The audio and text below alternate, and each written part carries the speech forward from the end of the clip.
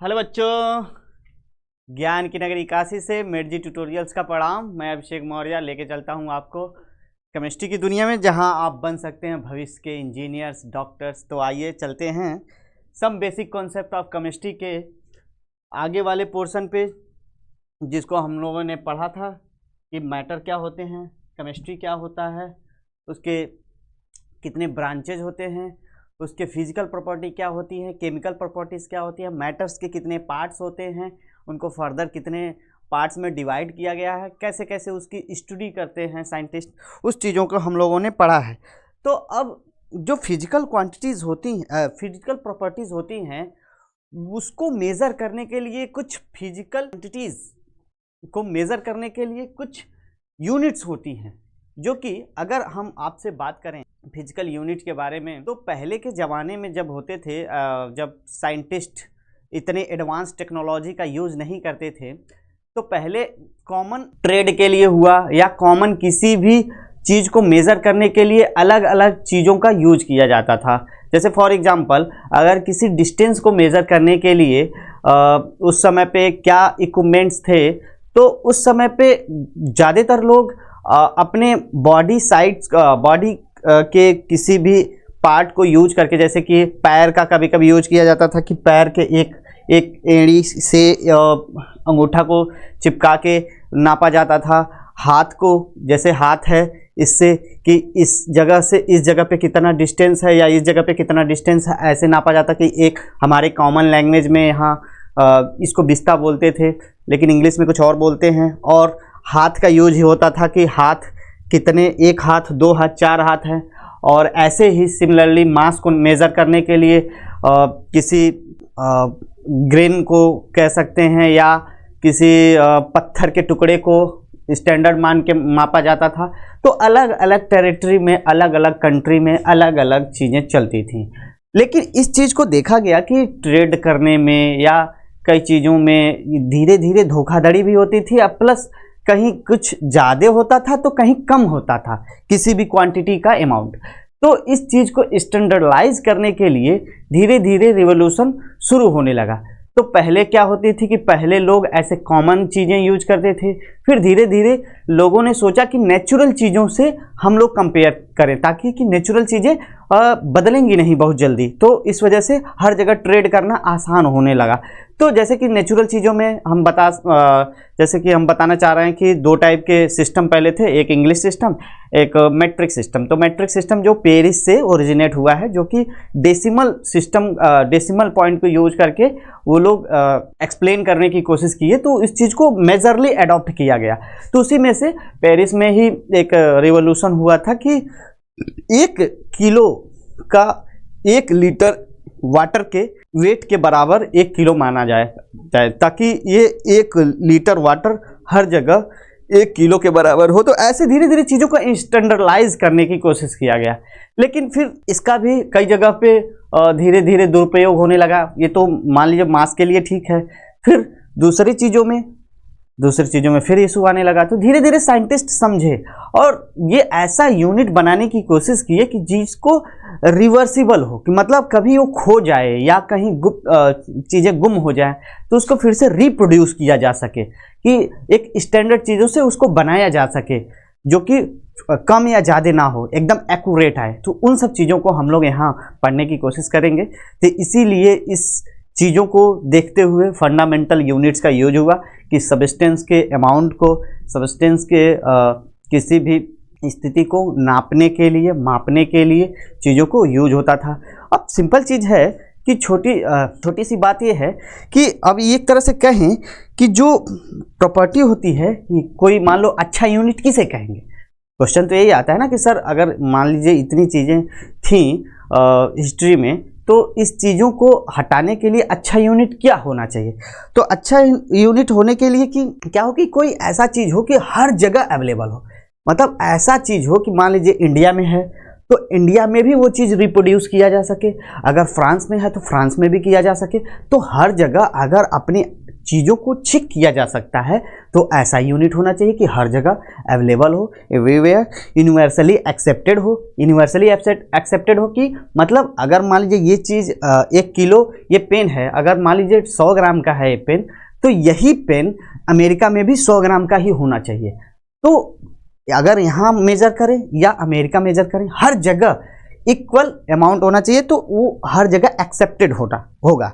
और invariable with time, मतलब कि टाइम के साथ साथ वो चीज़ें वेरी ना करें। मतलब आज अगर ये 100 ग्राम का है, तो अगर 4 साल बाद ये डिके हो रहा है, तो मान लीजिए इसका वेट कम हो सकता है। लेकिन अगर ऐसा ही नया प्रोड्यूस करके देखा जाए, तो फिक्स अमाउंट में इसका वेट होना चाहिए, और जो जिस चीज़ का रेफरेंस हम ले रहे हैं वो बदले नहीं। मतलब कि समय के साथ वो चीज़ बदले नहीं। जैसे कि मान लीजिए इसको ही रेफरेंस मान के हम लोग यूनिट बनाया, या एक ऑब्जेक्ट ले लिया, कोई ऐसा चीज़ कि उसका ऑब्जेक्ट का, जैसे कि मान लीजिए ये रिमोट है, इसी का रेफरेंस लेके पूरा यूनिट बनाया। जैसे कि जितना बड़ा है ये है, इसको 15 सेंटीमीटर मान लिए, फिर एक छोटे से पार्ट को 1 सेंटीमीटर मान लिए, ऐसा करके मान लीजिए बनाया गया।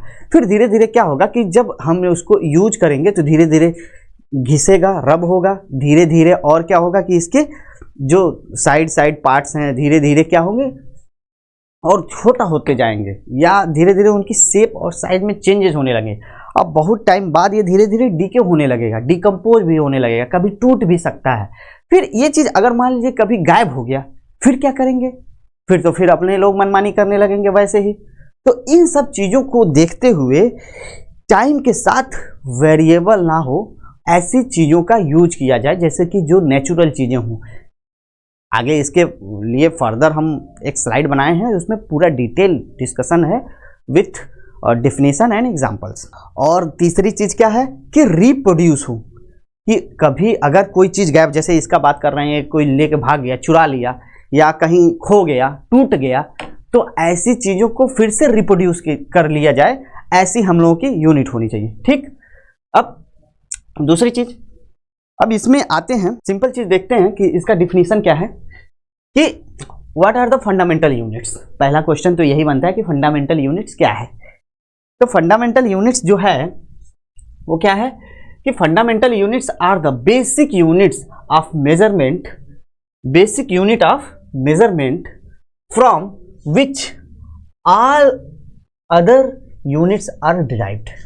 देखिए बहुत बड़ी बात लिखा है कि फंडामेंटल यूनिट्स ऐसी होनी चाहिए कि जिससे क्या हो कि दूसरे जो यूनिट्स हैं वो उससे डिराइव्ड हो जाए।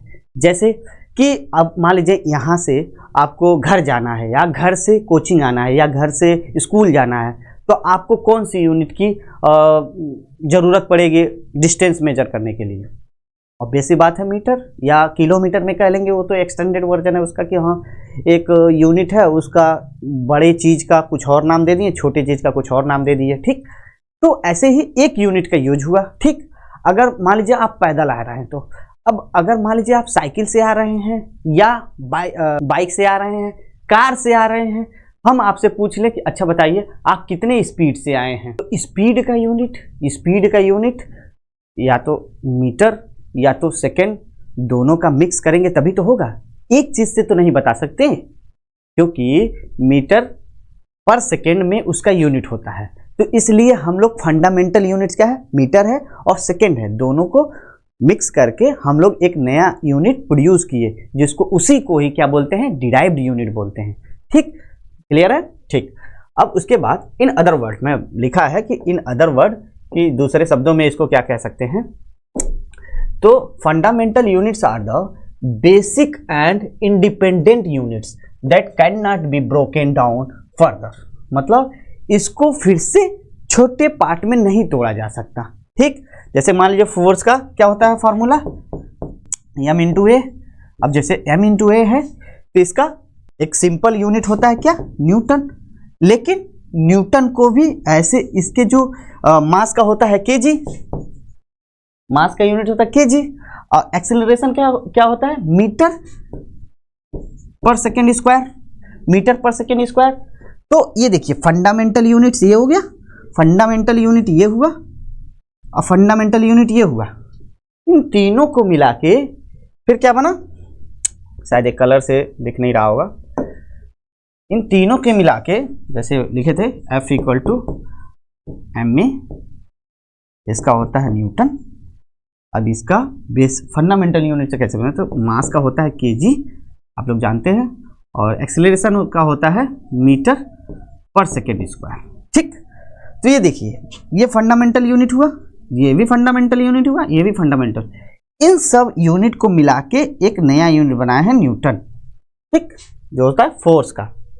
तो ऐसे ही कि जो फंडामेंटल यूनिट होते हैं उनको फिर से तोड़ा नहीं जा सकता छोटे पार्ट्स में, वो फंडामेंटल ही बोला जा सकता है। जैसे कि हम लोग पढ़ते हैं केमिस्ट्री में कि एटम है, एटम को फर्दर तोड़ा नहीं जा सकता, लेकिन उसके सब पार्टिकल्स मिले इलेक्ट्रॉन। अब इलेक्ट्रॉन को कहो फर्दर तोड़ दीजिए, वो नहीं, वो फंडामेंटल पार्टिकल है। इलेक्ट्रॉन फंडामेंटल पार्टिकल्स है, प्रोटॉन फंडामेंटल पार्टिकल्स है, और न्यूट्रॉन भी फंडामेंटल पार्टिकल्स है। वैसे ही इसमें भी ये सब फंडामेंटल पार्टिकल्स है। They are use to define all other units of measurements, मतलब कि इन चीज़ों का यूज करके और भी टाइप्स के जो मेजरमेंट होते हैं, चीज़ों को मेजर करने के लिए इसका यूज किया जाता है।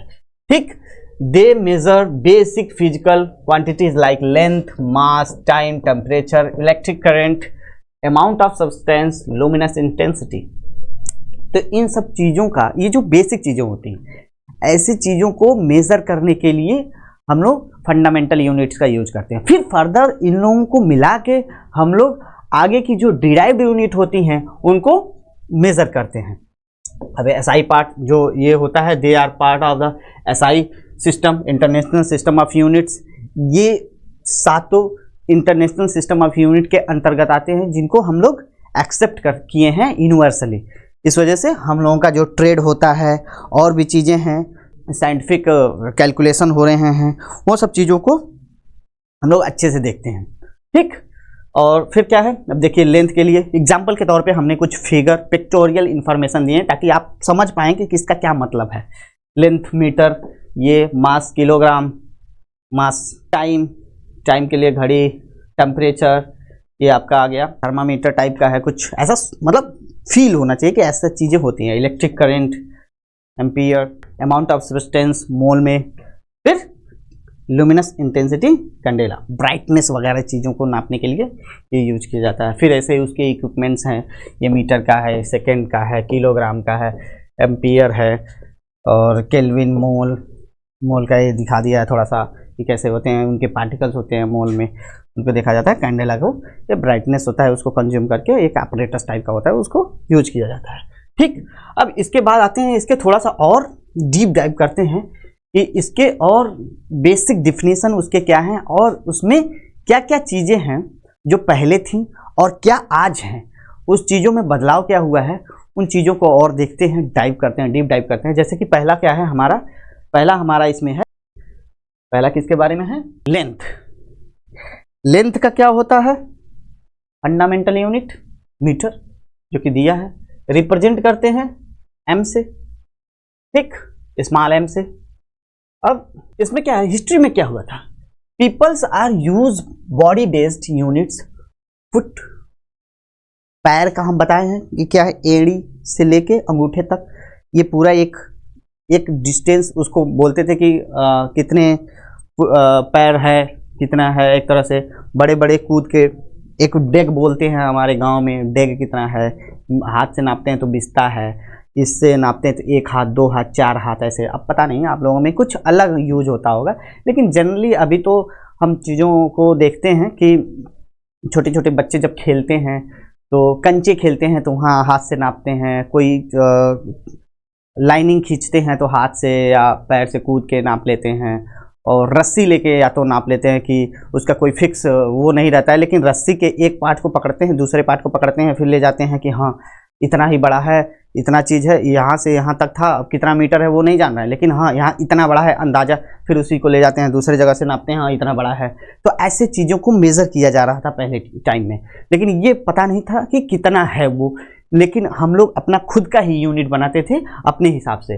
फिर ये सब चीज़ें हैं जो फुट का बता दिए, हैंड स्पैन का बताएं, जिसको बोलते हैं क्यूबिट्स बोलते हैं इसको, एक हाथ को, ठीक। अब फिर देखो क्या हुआ कि मॉडर्न डिफिनीशन क्या कह रहा है, मॉडर्न डिफिनीशन ये कह रहा है कि जो स्पीड ऑफ लाइट है वो क्या है, नेचुरल चीज है, नेचुरल चीज है। तो उससे क्या होता है कि ये चीज बदल नहीं सकती इन फ्यूचर, कभी भी नेचुरल चीज इन फ्यूचर बदल नहीं सकती, क्योंकि वो तो फिक्स है, नेचर द्वारा दिया गया है। तो इसीलिए स्पीड ऑफ लाइट को यूज किया गया मेजरमेंट के लिए। तो 1 metre equal to distance of light travel in इतना, मतलब 1/29,97,92,458 सेकेंड इन वैक्यूम। मतलब कि अगर मान लीजिए 1 सेकेंड को बताएं, 1 सेकेंड इक्वल टू इतना डिस्टेंस ट्रेवल करेगा 299792458, ठीक, इतना डिस्टेंस ट्रेवल करेगा 1 सेकेंड में। तो अगर मान लो 1 सेकेंड को डिफाइन करना है, मीटर में डिफाइन करना है, तो सॉरी 1 मीटर रहेगा, sorry 1 metre equal to 1 metre equal to, ठीक, 1 मीटर इक्वल टू इतना है। अब दोनों साइड में हम लोग क्या कर दें, सेम नंबर से डिवाइड कर दें, इससे डिवाइड कर दें 299792458, इससे डिवाइड कर दें, और इधर भी वही चीज डिवाइड कर दें 299792458, ऐसे ही, मतलब समझ रहे हैं ना आप लोग, ये डिवाइड करेंगे, ये कट जाएगा, 1 मीटर आ जाएगा, मतलब इतने पार्ट को 1 मीटर बोलेंगे। समझ में आ रहा है, ऐसे ही निकाला गया है। तो ये चीजें फिक्स हैं, जो कि स्पीड ऑफ लाइट फिक्स है। तो मास को मेजर करने के लिए, लेंथ को मेजर करने के लिए एक पहले क्या किया जाता, फ्रांस में एक बार रखा गया, बड़ा सा रॉड टाइप का ऐसे था, उसके 2 साइड पे क्या लगे थे, मान लो रॉड है, इसके दोनों साइड पे एक मार्क लगे हैं, यहाँ इतने बड़े को 1 मीटर मान लो कहा गया, ठीक। अब उस चीज को मेजर करने के लिए एक रॉड रखा गया, लेकिन बाय द वे ये गायब हो गया, तो क्या करेंगे। तो इस वजह से हम लोगों को जो रिप्रोड्यूसिबल हो आगे चल के, इसलिए हम लोग किसका यूज करने लगे, स्पीड ऑफ लाइट की, ठीक। अब आते हैं सेम मास पे, मास जो कि बहुत क्रिटिकल है, क्योंकि इसको मेजर करने के लिए बहुत सारे एक्सपेरिमेंट किए गए, तब एक रिप्रोड्यूसिबल यूनिट निकला, जो कि पहले में क्या किया जाता है, based on weight of grains और स्टोन, जैसे आपको पहले ही बताए हैं कि किसी भी चीज़ को रेफरेंस मान के उसके बाद हम लोग मेज़र करते थे कि छोटे पत्थर ले लिए कि हाँ ये इतना पत्थर है, इसको 1 किलो मान लिए, कुछ भी मान लिए कि हाँ इतना है, इतना निकल रहा है, या कुछ अनाज है, इतने 1 बोरी अनाज का मतलब इतना होता है, उतना 1 बोरी अनाज का वेट के बराबर इतना वेट आप दे दीजिए। ऐसे पहले के समय में आप लोग सुने होंगे कि राजा महाराजा जब दान करते थे तो अपने बॉडी वेट के हिसाब से दान करते, कि एक तराजू पे वो बैठते थे, दूसरे तराजू पे जो भी चीज़ें दान होती थी, अन्न दान करते थे, और मेटल्स में जैसे सोना चांदी दान करते थे बड़े बड़े राजा अपने खजाना से, ठीक है। तो उस समय चीज़ों में ऐसे होते थे। लेकिन फिर क्या हुआ, मैट्रिक सिस्टम, जो कि आपको हमने बताया कि मैट्रिक सिस्टम आया, जो कि पेरिस मतलब फ्रांस से ये रिवोल्यूशन उठा है, जो कि डेसिमल सिस्टम का यूज करता था। इस वजह से ये बहुत आसान भी था, तो इसीलिए साइंटिस्ट का जो ग्रुप था इसको एक्सेप्ट करने लगा, ठीक। ये नेचुरल सब्सटेंस का यूज किया, 1 kg equal to mass of 1 litre of water at 4 degree Celsius. मतलब 4 डिग्री सेल्सियस को क्यों लिया गया, क्योंकि उस समय पे पानी का घनत्व तो सबसे ज़्यादा रहता है, ठीक। फिजिकल स्टैंडर्ड जो एक तरह से इस समय जो चल रहा है, फिजिकल स्टैंडर्ड उस समय नहीं, उसके बाद फिर साइंटिस्ट ने डिसाइड किया कि नहीं, ये सब भी चीज़ें चेंज हो सकती है, कि जब मान लीजिए टेम्परेचर ज़्यादा हो कम हो तो फिर उसके मास में भी फर्क आ सकता है, या टेम्परेचर ज़्यादा हो तो फिर क्या पता इवेपोरेट होने लगे, ठीक। समय के साथ क्या इवेपोरेशन तो होता ही रहता है। तो इस वजह से प्लेटिनम, देखिए लिखा है ना, प्लेटिनम और iridium cylinder in France become the official 1 kg।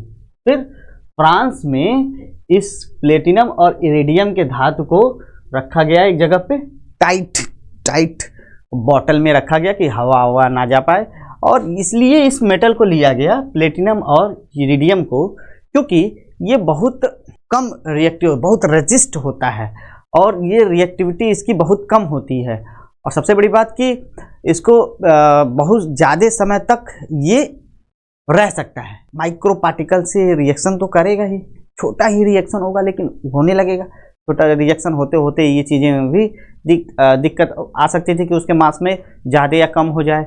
और दूसरी चीज़ कि ये फिजिकल चीज़ थी कि जिससे क्या हो सकता है कि कभी गायब भी हो सकता है। कुछ ऐसी भी चीज़ हो सकती है कि चोरी हो गया या कुछ ऐसा, मान लो सपोज दैट कि पूरा सिस्टम ही एक वहाँ भूकंप आ गया, कोलैप्स हो गया, ऐसी चीज़ हो गई, तब क्या होगा। तो ऐसी चीज़ों को सोचने के लिए फिर क्या किया गया, मॉडर्न डिफिनीशन उसका जो बना 2019 में, बेस्ड ऑन प्लैंक कांस्टेंट, जो कि प्लैंक कांस्टेंट दिए थे फॉर्मूला E=h²। ठीक, इलेक्ट्रॉन के रेडिएशन से जो एनर्जी निकलती है वही उसके थ्रू हम लोग इसको कंपेयर किया गया, एक ऑपरेटस बनाया गया, सेट किया गया कि 1 kg = value derived using the kibble balance. Kibble balance एक होता है, ऑपरेटस होता है, उसको बैलेंस किया जाता है तो हो जाता है ये device that links mass with electrical and quantum measurements. तो ऐसी चीज़ों को एक कॉम्प्लेक्स ऑपरेटस बोल सकते हैं, उसको रखा गया जो कि चीज़ें से कभी चेंज नहीं हो सकता, ये फिर भी रिप्रोड्यूसेबल था। ठीक, उसके बाद टाइम का क्या है कि टाइम का भी सेम ऐसे ही है कि टाइम में भी क्या कर सकते हैं कि पहले के ज़माने में लोग अलग अलग टाइप से टाइम देखते थे। पहले तो लोग सूर्य के दिशा से देखते थे, सुबह हो रही है तो सुबह का सवेरा है, सुबह है 10 बजे 8 बजे, ऐसे नहीं बोलते थे, सवेरा है, फिर दोपहर है, शाम है, ऐसे करके लोग टाइम देखते थे कि अंधेरा होने वाला है तो मतलब रात होने वाला है, सूरज डूब रहा है। तो फिर धीरे धीरे और हिस्ट्री में देखिएगा तो आया था based on sun dial, water clocks, mechanical clocks. Sun dial क्या होता है, सन डायल जो होता है कि आप लोगों ने कभी जंतर मंतर गए होंगे तो देखे होंगे कि एक बड़ा बड़ा एक तरह से ऑपरेटस रहता है कि उसमें सन की रोशनी जैसे आती है तो ग्रह नक्षत्र के लिए जैसे बना रहता है, वो इस पर भी एंगल बने होते हैं अलग अलग, और उसके हिसाब से वहाँ टाइमिंग लिखी रहती है कि 1 बज रहा है, 2 बज रहा है, 3 बज रहा है, 4 बज रहा है, ऐसे ही। तो जैसे जैसे सन जिस डायरेक्शन में जाता है उसकी लाइट ऐसे आती है और उस पर एक बना होता है कि ऐसे गोला टाइप का रहता है और उसमें एक ऐसे बना रहता है कि कोई दीवार टाइप का या कुछ ऊपर से ऐसे उभरा हुआ लगाया रहता है ताकि उससे जब परछाई आती है तो दिखता रहता है कि कितना बज रहा है। ये होता था पहले ज़माने में, लोग यूज करते थे। जंतर मंतर आप जाइएगा तो देखिएगा वहाँ। ठीक, दूसरी चीज़ वाटर क्लॉक, कई बार सैंड क्लॉक भी देखे होंगे आप, ये एक ऐसे टाइप का बना होता है, ऐसे टाइप का रहता है। ठीक, इसमें एक साइड में मान लीजिए बालू भरा है चाहे कुछ भी भरा है और धीरे धीरे धीरे धीरे गिरता रहता है। आजकल तो हम देखें यूट्यूब पे बहुत सारा ऐसा चल रहा है, स्टूडियो विथ मी, लालटेन जला ले रहे हैं, तब मोमबत्ती जला ले रहे हैं लोग, यहाँ इतना घंटा जितना घंटा जलेगा तब तक पढ़ेंगे चाहे लिखेंगे चाहे कुछ काम करेंगे, ऐसे अपने आप को टारगेट देते हैं। ऐसे भी एक आता है कि ये कितना समय हो रहा है, तो पहले ये सब चीज़ों को भी लोग यूज करते थे। और दूसरी चीज़ क्या है, मैकेनिकल क्लॉक भी पहले रहते थे कि एक जो घड़ी है तो इसमें 1 डे = 24 आवर्स माना गया और 24 आवर में 4440 मिनट, फिर 86,400 सेकेंड, ऐसे चीज़ों को मेज़र किया गया। लेकिन मान लो सपोज दैट कि एक ऐसा समय आया कि पूरी घड़ी गायब हो गई पूरे संसार से, फिर क्या करेंगे, फिर रिप्रोड्यूस कैसे करेंगे, उस चीज़ बनाएंगे कैसे।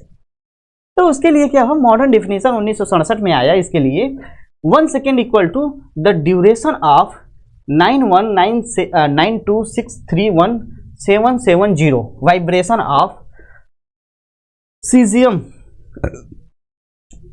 के आइसोटोप्स 133 एटम्स। इससे क्या सीजियम क्या है कि एक एटम है, हाइपर फाइन होता है, ये क्या होता है कि ऐसे होता है, श्रिंक होता है और फैलता है। तो इससे क्या होता है कि इसको एनर्जी लेवल 1 मान लिया जाता है। अब ये वाइब्रेट करता रहता है, वाइब्रेट करता है आपस में, तो इतने वाइब्रेशन को, जो इतना वाइब्रेशन करता है उसी को 1 सेकेंड बोलते हैं। ठीक, समझ में आया। दूसरी चीज टेम्परेचर। अब टेम्परेचर को नापना है, टेम्परेचर भी पहले हॉटनेस या कोल्डनेस को नापने के लिए सबसे पहले क्या होता है, थर्मामीटर तो 1600 ईस्वी में ही इन्वेंट हो चुका था, तो इस वजह से थर्मामीटर से Celsius and Fahrenheit scale use commonly पहले ये यूज होता था। लॉर्ड केल्विन अपना एक स्केल डेवलप किए जो 1868 में start with absolute zero, no thermal motion, absolute zero मतलब नो थर्मल मोशन, मतलब मोशन ही नहीं होता था थर्मल का, उस चीज को बोला गया कि 1 केल्विन है, सॉरी 0 केल्विन, एब्सोल्यूट जीरो उसको बोला गया। मॉडर्न डिफिनेशन 2019 में बनाया गया, define using Boltzmann constant, PV equal to PV upon TN equal to की, जो कि पी है क्या, प्रेशर है, प्रेशर, ये है वॉल्यूम, ये क्या है टेम्परेचर, ये number of moles of gas, ठीक है, या कोई सब्सटेंस हो। फिक्स एक वो आता है, कांस्टेंट आता है, उसी का यूज करके डिफाइन किया गया है, जो मॉडर्न हमारा टेम्परेचर का, मॉडर्न टेम्परेचर का यूनिट है, ठीक। उसके बाद इलेक्ट्रिक करंट इसका एम्पियर होता है, और उसका सिंबल ये होता है, ठीक। ओल्ड डिफिनेशन क्या था, based on force between two conductors, कि 2 कंडक्टर का सेटअप किया गया ऐसे, इसमें करंट फ्लो कराया गया, ठीक। फिर करंट जब फ्लो होता है तो राइट हैंड थंब रूल के हिसाब से इसमें देखा गया डायरेक्शन क्या है, फिर डायरेक्शन के हिसाब से फिर क्या किया गया, फिर डिफाइन किया गया कि दोनों बीच का फोर्स कितना जनरेट हो रहा है, उस हिसाब से वैसा ऑपरेटर्स लेके इलेक्ट्रिक करंट का यूनिट डिफाइन किया गया था। लेकिन जो मॉडर्न डिफिनेशन क्या है 2019 में ये भी बना है क्या, define using the elementary charge, electron का जो चार्ज होता है elementary charge 1 ampere equal to flow of 1/1.602 इतना है into 10 to the power -19 electron per second, ठीक। इतने इलेक्ट्रॉन पर सेकेंड एक फ्लो करेंगे तो उसको बोला गया कि 1 एम्पियर है, ठीक, समझ में आ रहा है। दूसरी चीज आपको हम बताते हैं क्या है, अमाउंट ऑफ सब्सटेंस मोल, जो कि केमिस्ट्री का कोर एक तरह से बोल सकते हैं यूनिट है, क्योंकि केमिस्ट्री में बहुत ज़्यादा ये यूज होता है। इसको किसने दिया था, अवोगाद्रो कांस्टेंट के नंबर पे इसको रखा गया है। अवोगाद्रो एक साइंटिस्ट थे जिसने ये कांस्टेंट दिया था। इसको आगे हम लोग फर्दर डिस्कस करेंगे इसके बारे में ब्रीफ, कि 1 मोल इक्वल टू कितना होता है और कैसे ये कांस्टेंट आया। जैसे एक दर्जन एक यूनिट है रिप्रेजेंट करने के लिए कि 1 दर्जन में 12 सब्सटेंस या आर्टिकल्स होते हैं, 1 दर्जन में 12 आर्टिकल्स होता है कॉमन लैंग्वेज में जो हम लोग यूज करते हैं। ऐसे ही हम लोग केमिस्ट्री में कोई भी चीज़ का रिप्रेजेंट करना है कि अमाउंट कितना है, तो उसमें मोल का रिप्रेजेंट करते हैं 6.023 into 10 to the power 23 particles. एक तरह से ये होता है उसका, जो कि यहाँ लिखा भी है 6.0223 into 10 to the power 23 particles. हाँ, जो कि अमाउंट ऑफ सब्सटेंस को मेजर करने के लिए क्या होता है, मोल का यूज करते हैं हम लोग, ठीक, समझ में आया, ठीक। आगे देखते हैं लुमिनस इंटेंसिटी। लुमिनस इंटेंसिटी को मेजर करने के लिए कौन सा यूनिट यूज होता है, कैंडेला, CD से रिप्रेजेंट करते हैं उसको, कैंडेला होता है। जो पहले होता था, पहले क्या यूज होता था, अर्ली मेजरमेंट क्या था, based on brightness of standard candle, मतलब कैंडल लेते थे, उस कैंडल को जला देते थे। अब एक स्टैंडर्ड कैंडल किसी को माना गया था, उसमें क्या होता था कि कितना वो ब्राइटनेस निकल रहा है उसको मान लेते थे कि 1 कैंडेला है, ठीक।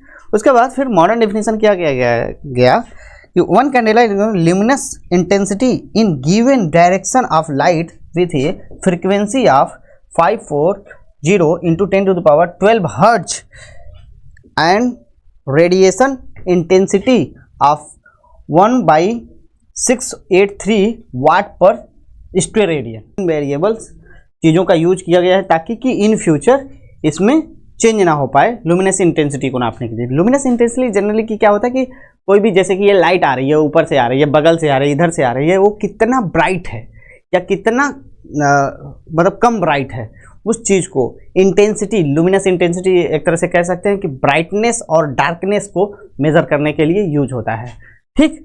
अब इस सब का यूज भी है, जैसे कि मीटर का यूज क्या है, height of a person, simple is length of A room, जबकि जितने भी मेजर वाली चीज़ें मैक्सिमम यूज होता है इसका, घर बनने से लेके एक तरह से खेती बाड़ी में हर जगह ये यूज होता है कि कितना लंबा चौड़ा है कोई भी चीज़। और measuring distance, height, construction, GPS system में भी यूज होता है। ठीक, उसके बाद है आपका mass, KG, mass of watermelon, dumbbell का बोल दिया। उसके बाद ट्रेड में, हेल्थ में, साइंस में, इंजीनियरिंग में, हर जगह एक तरह से यूज होता ही है। ठीक, और इसमें भी एग्जांपल है जो stop watch, clock, time keeping, physics, GPRS, scheduling, कोई भी चीज़ शेड्यूल करना है, कितना समय में होगा, कम होगा, ज़्यादा होगा, ऐसी चीज़ों के लिए। टेम्परेचर है, कितना हॉटनेस है, कोल्डनेस है, उसके लिए एब्सोल्यूट 0 डिग्री सेल्सियस को बोलते हैं 273.15 केल्विन। ठीक, वेदर में साइंस, लैब्स, थर्मोडाइनमिक्स में यूज होता है चीज़ें, सिस्टम सराउंडिंग ऐसे वाली में। ठीक, करंट, इलेक्ट्रिसिटी, इसका यूज क्या होता है? Current in A phone charger, simple जो वीडियो रिकॉर्डिंग हो रही है या जो भी चीज़ें हैं इलेक्ट्रिक से रिलेटेड सब में यूज होता है। Electrical system, electronics, power grids, इसका भी 1 mole equal to approx 18 gram of H2O। जो भी कोई भी सब्सटेंस का अमाउंट नापना होता है तो हम किसमें नापते हैं? मोल में। Chemistry, molecular science. ठीक, उसके बाद है luminescence intensity, brightness of a candle और फ्लैश लाइट।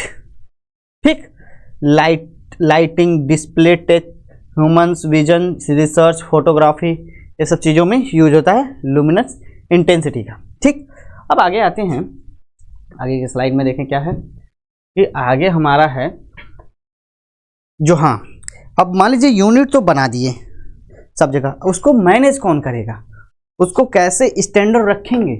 हर चीज़ को मैनेज करने के लिए, मेंटेन करने के लिए हर देश में एक सिस्टम होता है, जैसे कि उसका नाम है maintain national standard of measurements. Measurement को मेंटेन करने के लिए एक हर देश में सिस्टम, NIST है, एक इसका है, एक तरह से अमेरिका की एक एजेंसी है जो ये मैनेज करती है, किसकी? National institute of standard and technology, इसका फुल फॉर्म है, जो mass of an object, force, ऐसी चीज़ें रिलेटेड चीज़ों को, मतलब फॉर एग्जांपल है इसका, ऐसी चीज़ों को मेंटेन करती है अमेरिका में, और वर्ल्ड में भी चाहती है कि इससे कोलैबोरेट करके ये चीज़ें ऐसे ही सही चलें। NPL क्या है? इंडिया का नेशनल फिजिकल लेबोरेटरी, जो CSIR है, ये हमारा कहाँ है? दिल्ली में है। ये इस चीज़ों को देखता है, ड्यूरेशन ऑफ यानी इवेंट फ्रिक्वेंसी, ये एग्जांपल है उसके। PTB जो जर्मनी का है, ऐसे ही। तो जो हमारा नेशनल मेट्रोलॉजी इंस्टीट्यूट इंश्योर करता है accurate measurement and fundamental and derived quantities को, जो फंडामेंटल यूनिट्स हैं और डिराइव्ड क्वांटिटीज़ हैं उनको मैनेज करता है ये चीज़ें। जैसे यहाँ भी लिखा है national metrology institute, official body in a country maintains and calibrates standards, मतलब उसको मेंटेन किया रहता है कि कम ज़्यादा ना हो। उसके बाद use in of modern definition standard based on physical constant, advance equipments and realise units, मतलब हर देश में चाहें तो अपने आप को उसको रिप्रोड्यूस करके देख सकते हैं और एक दूसरे से कोलैबोरेट, जैसे लिखा है collaboration and dissemination, analyse, collaborates, measuring instruments, ensuring traceability to SI units, मतलब कि जो ये चीज़ें बनाती हैं इक्विपमेंट्स, जो कंपनियां हैं, एक तरह से कोई भी स्केल है उसको बनाती है, या कोई भी वेइंग मशीन है वेट नापने के लिए तो उसको बनाती हैं, या कोई और भी चीज़ें हैं, जितने भी घड़ी हुआ चाहे कुछ भी हुआ, ये सब चीज़ें बनाती हैं जो कंपनियां ना, तो वो सर्टिफिकेशन जारी करता है कि ये सब सर्टिफिकेट जारी करते हैं वहाँ से कि हाँ ठीक है, आप सही कर रहे हैं, आपका जो इक्विपमेंट्स है सही है, आप इसको मार्केट में सेल कर सकते हैं सबके लिए, वो हर जगह एक्यूरेट है। इस वजह से ये सब बॉडीज़ हैं उनका ध्यान रखती है। और इंटरनेशनल कोलैबोरेशन बता रहा है कि international collaboration globally inform through participation in comparison में कंपेयर करने के लिए कि हाँ आपका सही है, मेरा सही है, क्या स्टैंडर्ड और चीज़ें आई हैं, उसको कैसे और भी अच्छे से एक्यूरेट कर सकते हैं।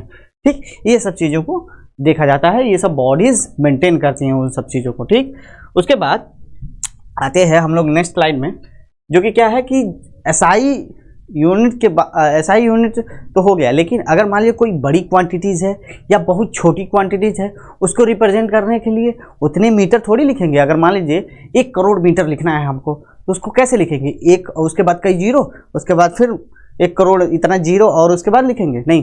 तो फिर SI यूनिट के लिए कुछ प्रीफिक्स और सफिक्स डिसाइड किया गया, जो कि एक तो क्या है, एक तो एक प्रीफिक्स है, इसका यूज किया सिंबल होता है y, और ये 10 to the power -24। एटो ये होता है 10 to the power जेप्टो होता है z 10 to the power -21, एटो होता है a 10 to the power -18, pico होता है p 10 to the power -12, और फेम्टो होता है आपका t, ये 10 to the power -15, नैनो होता है। यहाँ से चीज़ें आपके लिए काफ़ी इंपॉर्टेंट है। नैनो जो होता है, नैनो n से रिप्रेजेंट करें 10 to the power -9, माइक्रो जो होता है u से, माइक्रो का ऐसे सिंबल होता है u, उसके बाद थोड़ा सा टेढ़ा 10 to the power -6, मिली जो होता है m 10 to the power -3, centi जो होता है c 10 to the power -2, deci जो होता है d 10 to the power -1, Deka होता है da 10, हेक्टो होता है h 10 to the power 2, kilo होता है k 10 to the power 3, mega होता है m 10 to the power 6, giga होता है g 10 to the power 9, टेरा होता है t 10 to the power 12, अब पेटा होता है p 10 to the power 15, AXA होता है e 10 to the power 18, जेटा होता है z 10 to the power 21, एटोटा होता है y 10 to the power 24। मतलब -24 से लेके +24 के पावर तक का एक तरह से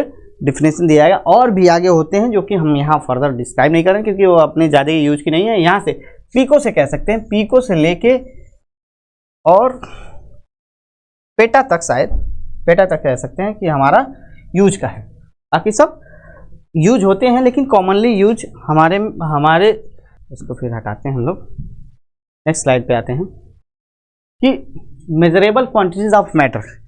अब मैटर जो है क्वांटिटीज के कितने मेजरेबल, और भी जैसे कि जो डिराइव्ड यूनिट है उसको भी हम लोग मेजर करें। जैसे कि कोई क्वांटिटीज है उसको मेजर करना है, तो उसके लिए हम लोग क्या कर रहे हैं कि अलग से एक स्लाइड हमने बनाया है उसमें समझाने के लिए, क्योंकि उसमें घौच पौच हो जाता है तो ज़्यादा। तो मास के लिए how much matter an object contain, मतलब केजी में कि कितना मैटर कंटेन कर रहा है 1 केजी में। ठीक, वेट का हो गया, तो weight measure of the gravitational force on an object mg। तो मास और वेट में डिफरेंस होता है। तो मास और वेट में डिफरेंस क्या है कि जो मास होता है वो क्या होता है कि वेरी नहीं करता है, ये यहाँ हो या कहीं और, जैसे कि मान लो दूसरे ग्रह पे लेके जा रहे हैं वहाँ, चाहे कहीं और जहाँ ग्रेविटी नहीं लग रही है वहाँ भी, क्योंकि अमाउंट ऑफ सब्सटेंस है ना, जो क्या लिखा है how much matter of an object contain, कितना वो कंटेन कर रहा है उसको बोलते हैं। और जो वेट जो होता है measure of the gravitational force of an object, mg जो फोर्स लगता है ग्रेविटेशनल फोर्स। तो मास और वेट डिफर हो सकते हैं, अलग अलग हो सकते हैं, लेकिन कॉमन लैंग्वेज में हम लोग एक ही बोल देते हैं क्योंकि हम लोग धरती पर रहते हैं सब लोग। तो धरती पे जितना ग्रेविटेशनल फोर्स लगती है और जितना मास है वो सब जगह बराबर है, इस वजह से हम लोगों को अलग अलग दिखता नहीं है। इस वजह से हम लोग मान तो लेते हैं लेकिन ये अलग होते हैं। ठीक, ये अलग होते हैं, फिजिक्स में डिटेल में पढ़ेंगे इसके बारे में आप लोग। ठीक, वॉल्यूम जो है space occupied by matter metre cube और लीटर। ठीक, 1 metre cube equal to 10 to the power -6 centimetre cube, और 1 litre equal to 1000 ml, 1000 ml। उसके बाद ये 1000 सेंटीमीटर क्यूब, इसको इक्वल टू, इसको भी लिख सकते हैं 1 डेंसीमीटर क्यूब इक्वल टू लिख सकते हैं 10 मीटर क्यूब, और 1 सेंटीमीटर क्यूब इक्वल टू होता है 10 to the power -3 लीटर। ये सब कन्वर्जन आपको आना चाहिए। टेम्परेचर का डिग्री ऑफ हॉटनेस और कोल्डनेस यूनिट जो होता है डिग्री सेल्सियस, फ़ारेनहाइट और केल्विन, जो कि SI यूनिट इसकी है। डिग्री सेल्सियस और केल्विन में जो रिलेशन होता है 0 डिग्री सेल्सियस इक्वल टू 273.15 इसको भी 15 को इग्नोर कर जगह कर देते हैं, 273 लिखते हैं, लेकिन फॉर कैलकुलेशन उसको इग्नोर करते हैं, लेकिन एक्चुअल में इतना ही होता है 273.15 केल्विन। और फ़ारेनहाइट और सेल्सियस का जो रिलेशन होता है वो ये होता है, फ़ारेनहाइट इक्वल टू होता है Fahrenheit equal to 9/5 degree Celsius plus 32। इस पे आप लोग क्वेश्चन भी आगे लगा सकते हैं, हम नेक्स्ट स्लाइड में लाएंगे। प्रेशर का होता है collision of gas molecular on the wall of the container, atmospheric pressure. मतलब कि जो कोलिजन है किसी भी वॉल पे, जैसे कि इस रूम की बात करें तो यहाँ गैस के पार्टिकल्स होंगे, ऑक्सीजन के होंगे, नाइट्रोजन के होंगे और भी अदर गैस के पार्टिकल्स होंगे जो कि ये वॉल से बार बार टकरा रहे होंगे। तो ऐसे जो नेचर में टकराते रहते हैं, जैसे कि मान लो जो धरती से टकराते हैं उनको क्या बोलते हैं, एटमॉस्फेरिक प्रेशर बोलते हैं। एटमॉस्फेयर से वो टकरा रहे हैं धरती पे, वहाँ फोर्स एग्जर्ट कर रहे हैं, तो वो एटमॉस्फेरिक फोर्स हो गया। जबकि किसी कंटेनर में रहता है वो स्पेसिफिक उस कंटेनर का प्रेशर हो जाता है, ठीक। तो यहाँ लिखा भी है कि atmospheric pressure is the collision of the atmospheric gas on unit area of the earth surface. इसका फार्मूला भी दे दिया है, P इक्वल टू F/A और P equal to ρgh। Fluid related pressure जो क्रिएट होता है उसको ρgh से रिप्रेजेंट करते हैं, और फिजिक्स में इसके बारे में काफ़ी अच्छे से पढ़ेंगे। जो यूनिट होता है SI यूनिट क्या होता है, पास्कल होता है, और इसका डायमेंशनल यूनिट भी दिया है कि जो डिराइव्ड यूनिट किससे डिराइव्ड हुआ है उस चीज़ को भी यहाँ मेंशन हुआ है। अदर जो यूनिट होते हैं प्रेशर के क्या होते हैं, बार होते हैं, एटमॉस्फेरिक जो होता है एटमॉस्फेयर का ATM बोलते हैं, टॉर होते हैं, mm ऑफ Hg की मतलब जो एक मेटल होता है Hg उसका कितना हाइट हो रहा है उसको मेज़र करते हैं उससे प्रेशर से। इंच ऑफ Hg, इंच में भी जैसे 1 ATM equal to 1.01325 into 10⁵ pascal होता है, इतना ही इक्वल टू होता है 1.01325 बार होता है, ठीक। और 1 ATM बराबर एक और भी यूनिट होता है जो Hg से रिलेटेड है, 7 सेंटीमीटर ऑफ Hg, और 760 mm होता है ऑफ Hg, और 760 टॉर भी बोलते हैं इसको। ये सब चीज़ें यूनिट हम लोगों को यूज होंगे आगे चल के क्वेश्चन में।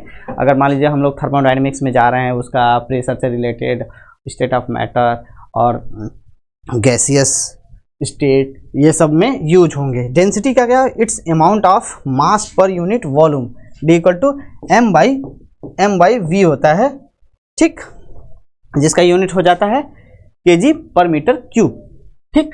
ये सब चीज़ें हम लोग आगे स्टडी करेंगे और भी अच्छे तरीके से। तो आई होप आप लोगों को ये वीडियो काफ़ी अच्छा लगा होगा, आप समझे भी होंगे। तो आगे अब अनसर्टेन नंबर क्या होते हैं, सिग्निफिकेंट फिगर्स क्या होते हैं, एक्यूरेसी, प्रिसीजन, ये सब चीज़ों में डिफरेंस देखेंगे नेक्स्ट लेक्चर में, और भी आगे के जो टॉपिक्स हैं उसको अच्छे तरीके से पढ़ेंगे। तो थैंक यू।